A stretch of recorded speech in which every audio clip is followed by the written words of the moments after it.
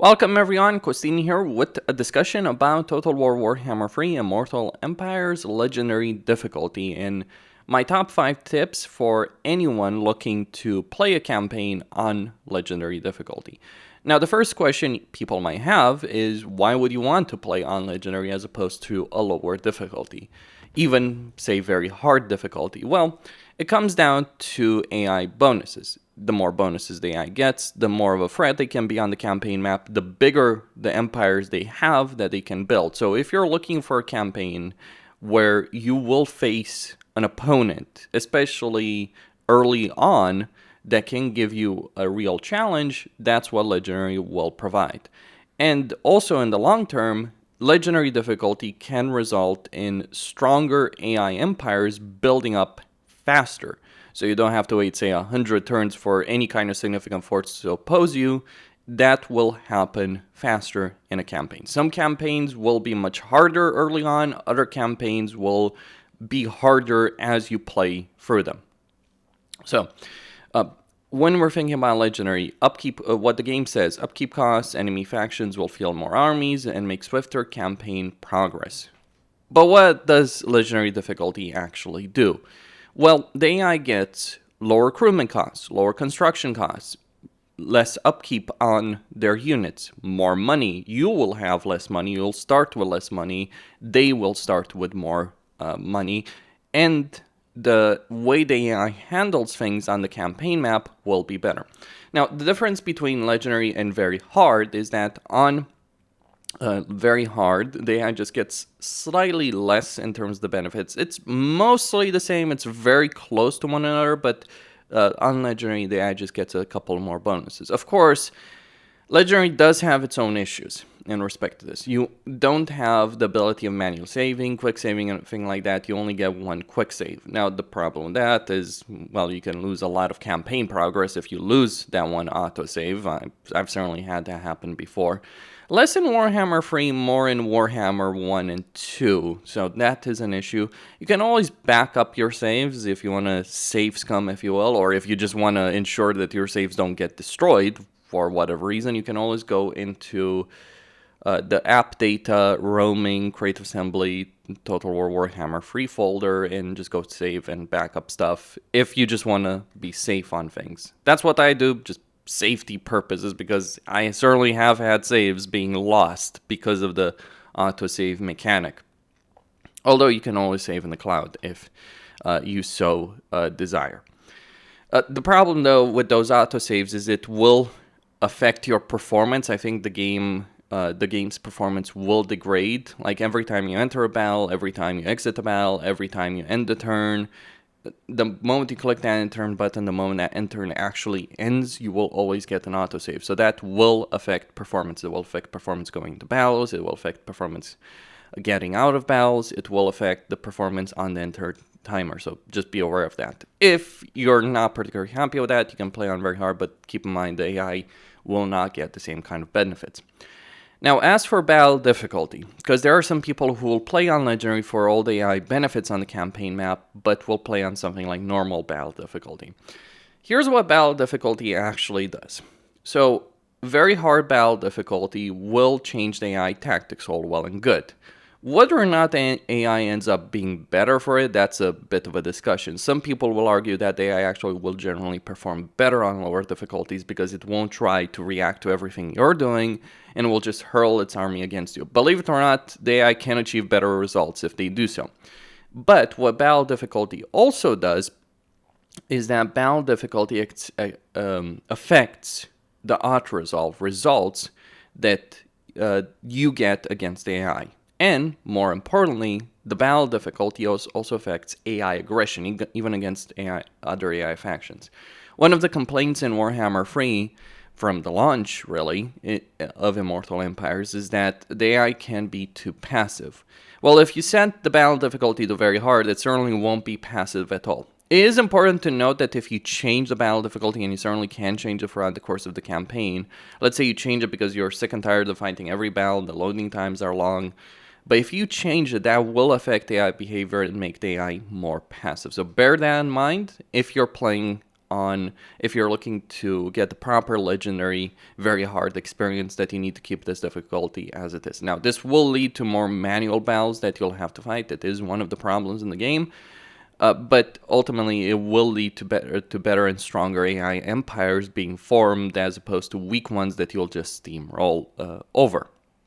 Now, a final thing to keep in mind is that legendary very hard, or rather very hard battle difficulty, would also give the AI a bunch of stats. You no longer have to care about this. This is its own separate slider. Hopefully we will get separate sliders and separate options, similar to what they seem to be looking to do in Total War Pharaoh. But one of the things about the AI stats is that AI stats can give the AI factions a significant amount of leadership, +8 if you set it to highest. So if you generally were to say set it to very hard, these are the kind of stat benefits you would have. Now, for my part, I don't think this is really important to deal with. And I think that just playing with them on neutral is probably the better option as far as I'm concerned, because the benefits they get outside of leadership are not necessarily so significant enough to change the tides of battle. The leadership thing ends up being annoying more so than anything else. So that's what happens in terms of difficulty on legendary. More benefits to the AI, different tactics on both campaign and battle, crucially in battle. Also a difference in terms of how quickly the AI is willing to use the resources that it has. It doesn't matter what kind of resources it has, it should be pointed out, because if you're messing around with the battle difficulty in a campaign, if you're playing on normal, the AI is just not going to use its resources, its campaign resources, as effectively as it would on very hard. Now, the AI can also make a bunch of stupid decisions on higher battle difficulty, so it can't be a bit too aggressive. I think the problem is that the AI will be more aggressive if you go with a higher battle difficulty, but it won't necessarily match the reality on the campaign map, just something worth bearing in mind. Now, regarding which campaign you should play if you're looking to start on Legendary, some people have the perspective that someone just going into Legendary should play probably an easier campaign. I do disagree with this to some extent. Like, I would never recommend someone to start with Changeling, because the Changeling is exceptionally easy. Now, if you just want to dominate the map, sure, go for the Changeling. He will do so. But if you actually want to learn how to play the game properly, then the Changeling is one of the worst campaigns. So an easier campaign is certainly something that's recommended, but I would argue an easier campaign where you actually learn to deal with the mechanics of the game. So who would I personally recommend? Well, I've done a whole video on beginner campaigns, the best beginner campaigns, but my personal top 3 would be either Xiao Ming or Yanbo if you're more experienced. Yanbo does have that dual start, so he's a bit more complicated in that respect. Though you can abandon one of the starting positions, but if you're really trying to play his campaign properly, you do want to hold both of his locations and make that work. But you can certainly just focus on Lustre if you want to play Yanbo. Though probably a simpler campaign is Yao Ming. Cafe is great as an area for people to learn to play the game in general, because it's got a wide diversity of opponents, it's got a wide diversity of climate, you do have to deal with diplomacy, you do have to deal with trade, you have to worry about the various campaign mechanics in Cafe. So Xiao Ming would be a great choice. If you want something more complicated, go with Yanbo. I would not recommend Miao Yang at all. That's one choice. If you want some others, the Dark Elves, either Malekith or Morathi, are also good choices, or Lokir. Like, if you want to play the Dark Elves in Cafe and have that experience, that will also work. Keep in mind, your diplomatic options in Cafe are going to be far more limited if you're playing with Lokir. But Morathi and Lokir are certainly great Legendary Lords for that respect, and also Malekith is also a good choice. Other options, if you want to go for them, would be Grimgore, if you just want a campaign where there's a lot of power. But keep in mind, the Greenskins don't necessarily have a situation like, say, the Warriors of Chaos, where you can just auto-resolve every battle from turn 1 and win every battle. You do kind of have to work for it. And Grimgore is certainly surrounded by pretty powerful opponents. That's why I'd recommend. You could also consider Azag the Slaughterer as well. He's also got a good amount of campaign potential, but also quite a few foes to deal with. I would not recommend Grom. He's got a complicated situation in his campaign. The climate does certainly hurt him in quite a few ways. But Cafe, Dark Elves, Greenskins are good choices. Then, of course, Tyrion. The great thing about the High Elves is they have all of the mechanics. They have trade. You have to build up your economy towards trade. You have to engage in diplomacy. Tyrion might be a bit too safe. If you want a more complicated campaign where everything can go wrong, Lefanar is a great choice, but certainly a complicated one. Or Emmerich, like Tyrion, Lefanar, or Emmerich are also good campaigns to deal with. Teclis is not a great campaign. Alariel and Elfarion have some complications to deal in their respective campaigns. There's certainly a lot of power both Alariel and Elfarion do have, but it's more of a complicated situation. So High Elves would be another great choice. And beyond the High Elves, I do like beyond the High Elves as a race. Who would I potentially recommend? Well, if you want to play a campaign as a weak race, Boris Ursus is always available if you want to do so. Like, Boris Ursus has the most powerful army of any faction that starts near him. His army is stronger than Archaon. Like, yeah, those Starguard, those Armor Conquerors, and Warbear Riders are certainly quite capable of defeating Archaon very quickly in a campaign. Or you could go with Skaven if you have gotten used to the campaign mechanics. I would recommend Snitch because, hey, Cafe, once again. Skrolk isn't too bad. Queek isn't too bad either. I would not recommend Ikekla or Fraught unless you're a very experienced player. And, well, Tretch, he's not really a legendary lord, so he doesn't really count to begin with. So those are some choices of campaigns where if you're playing them on Legendary, you do have a decent amount of power available, or a good amount of power available, but it's not just going to be a case where the campaign mechanics don't teach you the necessary lessons. You can also go with Vlad and Isabella if you so desire. They're also a good campaign. Like, just all the beginner campaigns that I recommend are good choices. There are, of course, some other campaigns like Kemler is also a good choice. I would not recommend Gorst, and I would certainly not recommend Manfred. The Books of any campaign that has to deal with the Books of Nagash is not a campaign I would personally recommend. Those are some of the choices of campaigns that I would personally recommend. There's a lot of races that are not great at the moment, that have a lot of issues that I would just not recommend in general. Stay away from Vampire Coast, Warriors of Chaos, Wood Elves. Tomb Kings are okay, but Books of Nagash suck. Ogres suck. The Demons, you can make the Demons work, but just keep in mind, playing Nakari on Legendary is an experience that you could only really recommend to someone who knows exactly what they're doing and how to take advantage of the various benefits Nakari has. So that's enough about campaigns. Now, when we're inside an actual campaign, one of the things you're going to need, of course, in order to make a campaign succeed is going to be money. Now, when it comes to money, obviously you can generate money through your regular economic structures in a campaign, like the wares market over here, for instance. That is, of course, an option. But a lot of races in the game, a significant number of races, including Cafes Yao Ming that I've chosen here, can make a ton of money through post-battle loot. So every time you fight a battle, you will gain some money from post-battle loot. If it's a field battle, it can be money from... It can be a post-battle option that gives you money. If it's a settlement, you can either occupy and loot it, or just sack it. Now, let's go over occupy and looting. And sacking as well. So, over here I'm just going to auto-resolve against this army. Now, this obviously gives me some experience, some money, but here are the post-battle options. Generally speaking, you can either raise, occupy, loot and occupy, or sack. Now, sacking a settlement will generally give you more money than looting and occupying, but here's the issue, if you will. If you sack a settlement and then occupy it, the sacking of the settlement itself will reduce the level of the settlement by 1 and damage the buildings.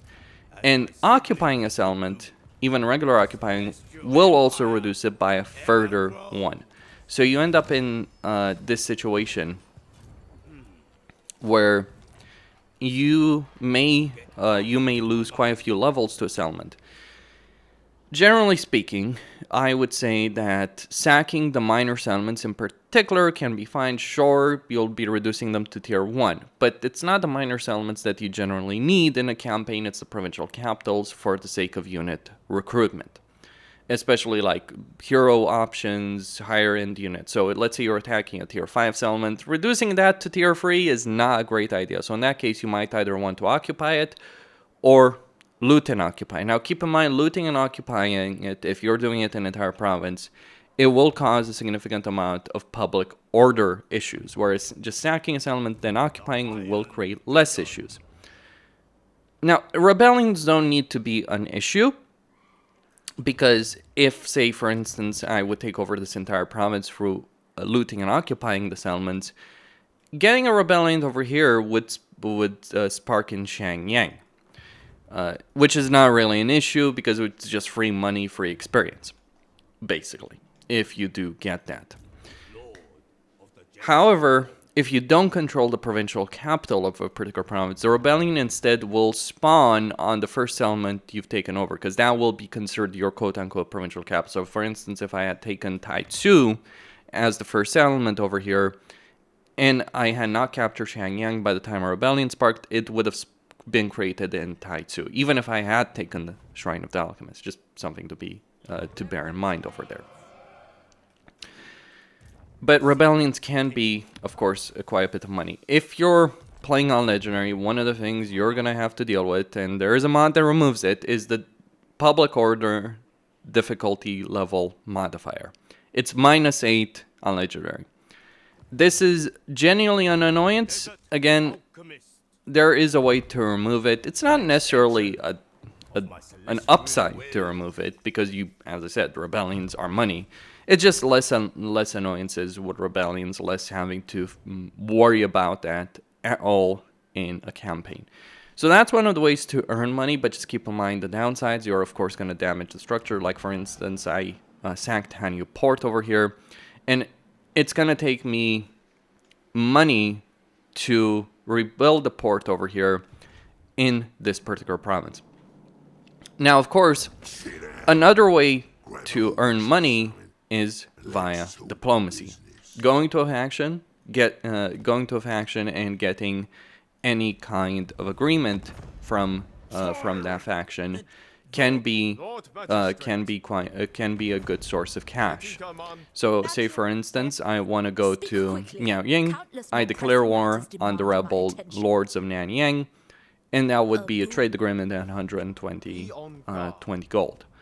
Now, that isn't necessarily substantial enough, but if I go to Greece and declare war on Karakazorn and Sons of Mountain, then I can get a bit more money, and crucially, I can earn a non-aggression pact.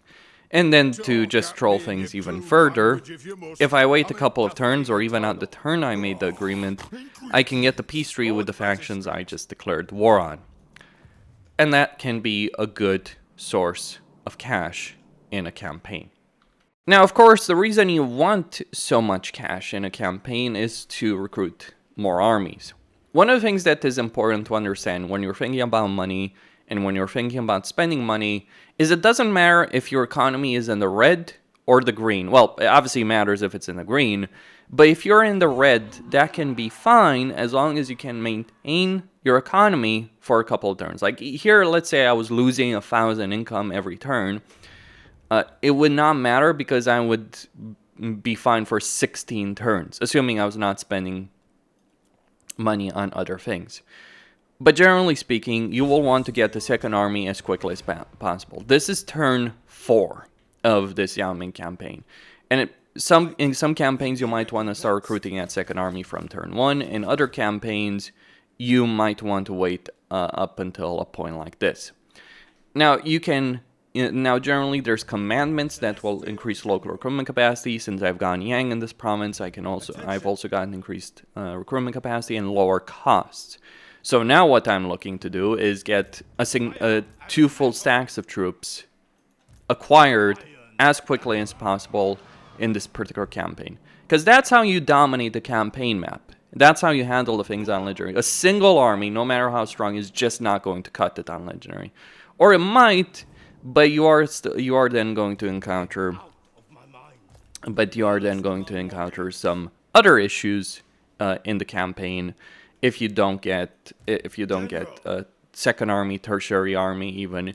Get as many armies as you can sustain. The number of armies that you'll support will depend on the fact, like over here, playing as Yao Ming, maintaining 2 armies, even with just 1 province and 1 settlement from another one, is something I can handle. Going any further than that, that's where I can be bankrupt. But there's some risky plays you can take, where you really push your economy to the brink, just in order to maintain more armies, because you know the territory that you're taking will ultimately pay for itself. And if you could get free armies very quickly in a campaign, there's a huge amount of potential from that. So by turn 8 over here, I have 2 entire stacks. These units are pretty decent at and capable of handling pretty much anything that would be thrown my way in the early game. This is not something, of course, every faction will be able to access. In the point of fact, Yao Ming does have a significant advantage in terms of being able to recruit this many units early on in his campaign, because he can get an item. He does have a quest he can complete over here that gives him 5,000 treasury. Completing these kind of quests, doing those quest battles, can give you a significant amount of money. It depends on Legendary Lord by Legendary Lord level. Some have easy objectives, others have proper quest battles, but the money is almost always worth it. And most of the time when we're thinking about this, it will it won't just be the quest reward that gives you money, it's also the battle, if you do have a quest battle, that will give you money, post-battle loot, and experience, so it's almost always worth doing. But now that I have 2 armies, am I stopping? No. In point of fact, I'm recruiting a 3rd army already over here, and I'm actually going to use global recruitment for that army as well. The reason you want so many armies, the reason you should be very aggressive, even if you're going to push yourself to bankruptcy, like here I'm 3 turns away from bankruptcy, I'm going to go there. But I am not going to go bankrupt. That's the thing to understand.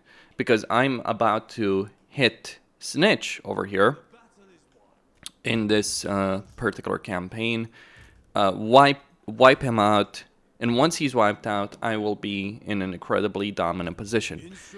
But there's something I can do with an army here. Or I could take the 2nd army here, and instead of sending it towards Snitch, I could go towards the Celestial Riverlands. That would give me a lot more potential, but also a lot more risk, because that means Yao Ming would be left to deal with Snitch on his own. He can handle it, but it's just a question of how much of a campaign area can you cover with a single army. And, well, the Forest of the Moon can be slow indeed. But why would I get the 3rd army? Well, that relates to diplomacy. There's a particular settlement controlled by a minor ogre faction over here in Shambletown, and I do want to build an army to take that out. But getting as many armies as quickly as possible, if you can afford it. Keep in mind, your conquests may pay for themselves, in point of fact. Keep in mind that. So even if you're going bankrupt, or you're just 1 or 2 turns away from being bankrupt, you can still be fine. Even if you go bankrupt for a turn, that's not necessarily an issue, as long as you resolve the issue in a timely enough fashion. So getting more armies is always the smart thing, if you can afford them. You need to weigh the risks reward. You need to understand, okay, am I going to be able to win here? I know that any army I send over here in the Celestial Riverlands will wipe out the vampire counts that control Shillong. I know Yao Ming can deal with Snitch. I know that if I build a stack of troops here, they'll wipe out the ogres with ease. So those are the kind of calculations you need to make in your campaign when you're talking about building a lot of armies. Speaking about recruitment though, what are the kind of units you want to get? Highly armored units will do better in Outresolve. Ranged, if you have range power, go for range power. If you have melee power, go for melee power. That obviously depends on a race by race basis. For Cafe, a combination of Jade Warriors and Jade Warrior Crossbowmen is the best choice. I never bother with the peasants. I don't think the peasants are worth it. Unless, like, you're just recruiting an emergency. But peasant archers are never worth recruiting. The less said about peasant long spears, the better. Now let's talk a bit about diplomacy. Because diplomacy can be the main driver of your campaign. Economically speaking, how many wars you're going to fight, who you're going to fight them with, so on and so forth. Now, when it comes to diplomacy, what is important to understand is the aversion mechanic. So lots of factions will have aversion against you or in favor of you. So, for instance, Kislev, as Marafi over here, has an aversion of -40. That means that it is quite likely that they are going to declare war against me in this campaign. Though over here, Astankia has declared war against the Skaven, which is something we can use to our advantage. Now, as Marafi, one of the things that I really don't want to do in this campaign is end up in a war with Mazdamundi. That's the reason I ended up over here taking out Skeggi. Now, Mazdamundi does appreciate me killing Skeggi for him, but we can go even further. We can sell him the Ziggurat of Dawn. That's going to give me a defensive alliance. And if I sell Skeggi itself to him, he's going to give me a ton of money. But I can wait a couple of turns. There's no rebellion that's going to spark in Skeggi for a couple of turns. Wait until that diplomacy meter starts filling up a bit. And once it does fill up a bit, that's the point where I would actually want to sell Skeggi towards him. Or I could even build this up as a proper settlement to sell it to Mazdamundi, and he would greatly appreciate that, and to the point that he might be willing to full-on accept a full military alliance with me. That's just one example. But let's go over a bit trickery over here in this campaign. So we know Mother Astankia is at war with the Skaven, but the Skaven don't particularly dislike me either. So I took out the initial Dark Elf faction that Marafi is at war with, and I took Iron Spike as well. Like, basically I came through the Petrified Forest, through Tor, then Iron Spike. Now I've left Iron Spike alone, but let's say we sell the settlement to the Skaven. We get some money. Not a lot, not a huge amount, really, in any way, shape, or form, because I imagine they've spent all their money in this campaign, but it is still something. And then we go to Astankia, and we then declare war through diplomacy on the Skaven. So we just got 1,200 money over there. That will be particularly useful for what I'm going to do. And then we get regiments around, and we then attack the Skaven. Since I just literally gave them the settlement, they don't even have a garrison over there that can stop me. And since I'm a filthy dark elf that has no kind of morality whatsoever, I can even move the Black Ark over here to get some Black Ark Corsairs. Yes, we are going to go in that direction. There is an insane level of potential you can have a campaign if you know how to play the system, how to use the system. Now, you can work with -40 aversion. Like, as long as it's not higher than -40, it is something you can work. So Mazdamundi has a -40 aversion in this campaign, just because he dislikes the Dark Elves for obvious reasons. In fact, I'm surprised it's not even higher, because how much does he dislike the Dark Elves, you might ask? Well, he literally created a mountain range with his mind to keep them out of his lawn. So the idea that Marafi and Mazdamundi can be best friends is a bit of a weird sentiment.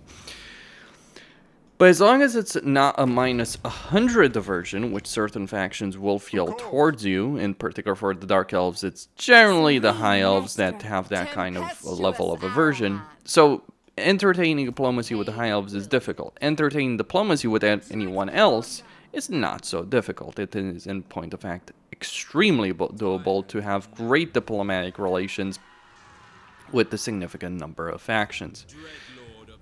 And that's certainly something I am going to take advantage over here. And in fact, I'm even going to build a new army, because, hey, Dark Shards, right? And while I may go bankrupt doing so, or get close to bankruptcy, isn't really too much of an issue in terms of my campaign potential, because, like, I still have plenty of saves. I'm not going to go bankrupt. Like, playing a campaign requires you to know the mechanics of a race. So for instance, I know that there's always a significant number of slaves that I'll have as Marafi. And I know I can trade slaves through the open market. But the diplomatic gain is about trading away territory that you don't need, or engaging in this kind of Machiavellian style of diplomacy where you trade a settlement away. And Clan Crix is not even the best example of that, because they basically gave me nothing for the settlement I just traded them. There are much better examples that you can achieve in a campaign in terms of your success, but that's just one of them. And that's kind of it. Those are just some of the essential tips I would recommend to people. Having a lot of armies, playing the diplomacy game. Even if you think you're gonna go bankrupt, it's not necessarily an issue. Sitting on a huge pile of money is not a great idea in a campaign. Just ignoring diplomacy and the potential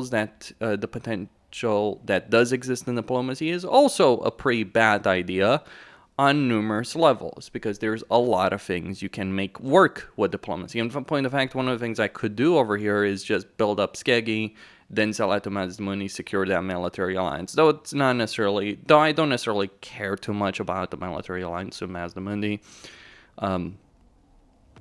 as long as I can have a good relationship with him. So over here, if we sell Skeggy, we're just 5 away. He would give me some money, not quite as much as I'd want, however. And hell, I can even make a peace treaty with the Skaven. Like, that's the thing, declarations of war, peace treaties, constantly playing the game again and again and again, manipulating the system in your favor. Over here, for instance, sacking over this element so I don't go bankrupt. Also sacking it because slaves, after all. So there are huge amounts of opportunities available in any particular campaign if you know how to use them. To use those opportunities in that particular campaign. So over here, like, Marafi's finished with what she's done over there in the south. So we're just going to, well, leave, aren't we? And maybe consider what these guys are doing.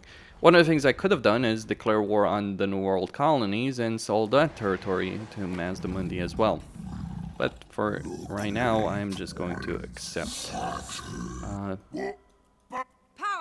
that agreement. Another thing that I've done here is I've started building up towards a military alliance with the Dracula Coven by declaring war on the Sisters of Twilight from turn 1. The benefit there is that I can potentially gain over that entire territory. I'm a bit worried about the Stankia because she has a tendency, let's just say that, she has a tendency of coming over here for Clan Crix. Like, actually, I've seen Stankia wipe out Marafi in a significant number of campaigns that I have played as her. So it's like, it's just a bit something like I'm concerned about in this particular situation. And yeah, just looking at the diplomatic choices that are occurring, seeing what you can take advantage of, seeing what you may not be able to take advantage of in a particular campaign. Like, for instance, declaring war on Calador over here is not going to cost me anything. Calador might even offer me a peace treaty soon enough. Those are just some choices you do have in order to keep your campaign going.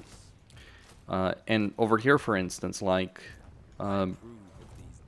oh, there she is. Ooh, nice. Nice.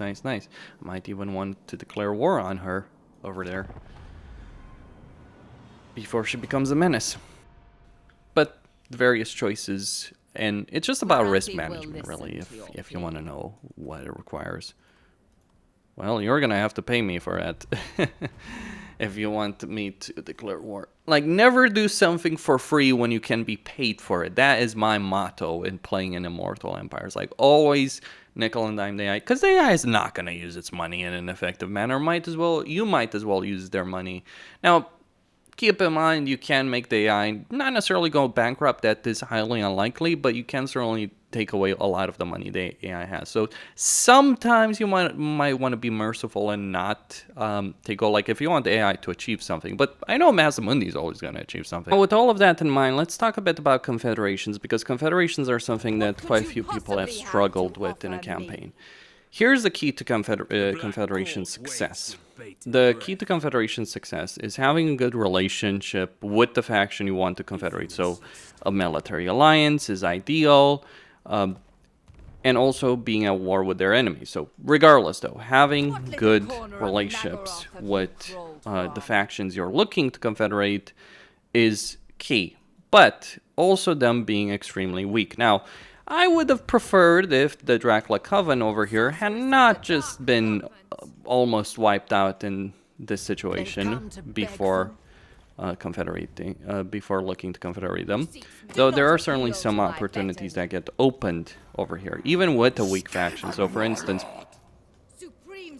over here, there's 2 masters that they don't need anymore. So one of the things I can do is sell them, is get the peace tree with the Sisters of Twilight. So they get off my ass. And all I had to do in order to achieve that was declare war on the Sisters of Twilight on turn 1 and just wait for the diplomacy build up with the Dracula Coven, and hey, I get 2 heroes that I wouldn't have otherwise that I can then send south here to support Morathi. Now, as for the Scourge of Cain, sure, I could go crazy and declare war on Tyrion and Ilariel, but that isn't really a smart idea. Keep in mind, confederations do have a diplomatic penalty for the most part, though not all races have that. If you're looking to confederate minor factions, it's easy enough. Even if they hold a decent amount of territory, if you get a good enough relationship, the strength, and you are strong, that may be enough to want them to confederate with you. For major factions, that's a bit of a different discussion. For major factions, you need them to be weak. Like, if they have more than 1 or 2 provinces, it's going to be very, very difficult to confederate them. Because of all the, I assume it's because of all the AI benefits. So, if I want to confederate Malekith over here in this campaign, then just getting an alliance with him wouldn't be enough unless he's losing. And he does seem to be losing over here, like against Grumbrindle, or rather Grumbrindle is about to kick his ass right here, which might spell doom for Malekith. The situation is complicated in Nagrand, suffice to say. Interesting stuff, though. But if you want to confederate various factions, like if I wanted to confederate Helbron, well, I could wait for Be'lakor to beat her up and declare war on Be'lakor. Though it obviously comes with the downside that if you declare war on the faction that they're fighting, that's taking their territory, well, you might just lose everything the moment you confederate. And so, for instance, if, say, Helbron is at war with Be'lakor over here, and he's wiped Harganeth out, he's taken some of this territory, and his army is still here, confederating her, well, I would still get her as a legendary lord, but I obviously wouldn't get the territory that she does have. But the crucial aspect is having a good relationship and them being weaker than you are. With minor factions, compared to yourself as a major faction, that will happen naturally. With other major factions, you kind of need to screw them over deliberately. And what do I mean by that? Let's say if you're playing a campaign as Cafe, for instance, then you kind of want to prevent, like, let's say you're playing Xiao Ming and you want to prevent Miao Yang from becoming too powerful, so she's harder to confederate. Well, just letting her face the full wrath of Village will make her an easier target for confederation to begin with. Watching her territory be burned to the ground, you might not even have to declare war on anyone in that situation. And fun fact, I've played 2 different campaigns and the exact same thing happened in both of them, where the Snake Gate was the last one standing. Anyway, so if you, and at least Miao Yang has taken one of the gates, she's actually doing something amazing.